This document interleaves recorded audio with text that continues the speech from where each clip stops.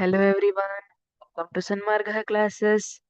ಸಸ್ಯಗಳು ಮತ್ತು ಪ್ರಾಣಿಗಳ ಸಂರಕ್ಷಣೆ ಪಾಠದ 20ನೇ ಪ್ರಶ್ನೆ. ಅರಣ್ಯನಾಶವು ಮಳೆಯ ಮೇಲೆ ಹೇಗೆ ಪರಿಣಾಮ ಬೀರುತ್ತದೆ ವಿವರಿಸಿ. ಈಗ ನಮ್ಗೆ ಕಾಲ ಕಾಲಕ್ಕೆ ಸರಿಯಾಗಿ ಮಳೆ ಬೆಳೆ ಎಲ್ಲ ಆಗ್ಬೇಕಂದ್ರೆ ಅಲ್ಲಿ ಆಗೋದು ಬಹಳ ಮುಖ್ಯ ಪಾತ್ರವನ್ನು ವಹಿಸ್ತದೆ ಅಲ್ವಾ. ಹಾಗಿದ್ರೆ ಅರಣ್ಯನಾಶ ಮಳೆಯ ಮೇಲೆ ಯಾವ ರೀತಿಯಾಗಿ ಪರಿಣಾಮವನ್ನ ಬೀರುತ್ತದೆ ಅದನ್ನ ವಿವರಿಸ್ಲಿಕ್ಕೆ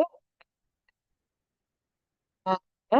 ಸಸ್ಯಗಳ ಪ್ರಮಾಣ ಕಡಿಮೆಯಾಗಿ ಕಾರ್ಬನ್ ಡೈಆಕ್ಸೈಡ್ ಪ್ರಮಾಣ ಜಾಸ್ತಿಯಾಗಿ ಜಾಗತಿಕ ತಾಪಮಾನದ ಏರಿಕೆಯಿಂದ ಜಲಚಕ್ರ ಅಸ್ತವ್ಯಸ್ತವಾಗಿ ಮಳೆ ಇಲ್ಲಿ ಏನಾಗುತ್ತೆ ಅಂದ್ರೆ ಜಾಗತಿಕ ತಾಪಮಾನದ ಏರಿಕೆ ಅಂದ್ರೆ ಈ ಭೂಮಿ ಏನಿದೆ ಅಲ್ಲ ಅದಕ್ಕೆ ಒಂದು ನಿರ್ದಿಷ್ಟವಾದ ತಾಪಮಾನ ಇದೆ ಅಲ್ವಾ.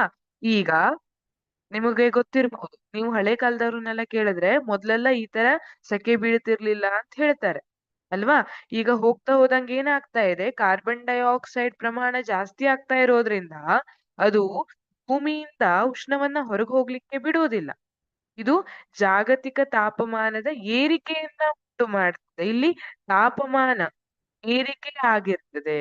ಈ ಕಾರಣದಿಂದ ಏನಾಗುತ್ತೆ, ಜಲಚಕ್ರದಲ್ಲಿ ಜಲಚಕ್ರ ಅಸ್ತವ್ಯಸ್ತವಾಗಿ ಮಳೆಯ ಪ್ರಮಾಣ ಕುಗ್ಗುತ್ತದೆ ಅಂತ ಹೇಳ್ತಾರೆ.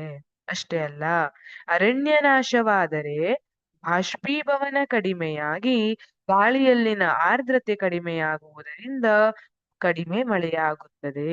ಇಲ್ಲಿ ಮಕ್ಕಳೇ, ಬಾಷ್ಪೀಭವನ ಅಂದ್ರೆ ಏನು? ಈಗ ಸಸ್ಯಗಳು ತಮ್ಮ ಎಲೆಯಿಂದಲ್ಲ ನೀರನ್ನ ಹೊರಗೆ ಹಾಕ್ತವೆ. ಬಾಷ್ಪೀಭವನ ಕೇಳಿದೀರಾ ನೀವು ಅಲ್ವಾ. ಅದರ ಕುರಿತಾದಂತಹ ಚಟುವಟಿಕೆಯನ್ನು ಮಾಡಿರಬಹುದು. ಯಾವ್ದಾದ್ರು ಒಂದ್ ಸಸ್ಯಕ್ಕೆ ಪ್ಲಾಸ್ಟಿಕ್ ಅನ್ನ ಸುತ್ತಿಟ್ಟು ಮರುದಿನ ನೋಡಿದಾಗ ಅದರೊಳಗೆ ನೀರಿನ ಡ್ರಾಪ್ಸ್, ನೀರಿನ ಹನಿಗಳು ನಿಮ್ಗೆ ಕಂಡು ಬರ್ತವೆ. ಯಾಕೆ? ಅದು ಬಾಷ್ಪೀಭವನದ ಕಾರಣದಿಂದ ಸಸ್ಯಗಳು ಹೆಚ್ಚಾದ ನೀರನ್ನು ಗಿಡಗಳ ಮೂಲಕ ಹೊರಹಾಕ್ತವೆ. ಈಗ ಸಸ್ಯಗಳ ಸಂಖ್ಯೆ ಕಡಿಮೆ ಆದ್ರೆ ಅರಣ್ಯನಾಶ ಅಂದ್ರೆ ಏನು? ಕಾಡಿನಲ್ಲಿರುವಂತಹ ಸಸ್ಯಗಳು ಮರಗಿಡಗಳೆಲ್ಲ ನಾಶವಾಗುವಂತದ್ದು. ಹಾಗಿದ್ರೆ ಅರಣ್ಯ ನಾಶ ಆದ್ರೆ ಗಿಡ ಮರಗಳ ಸಂಖ್ಯೆ ಕಡಿಮೆ ಆಗುತ್ತೆ. ಇದರಿಂದ ಏನಾಗುತ್ತೆ?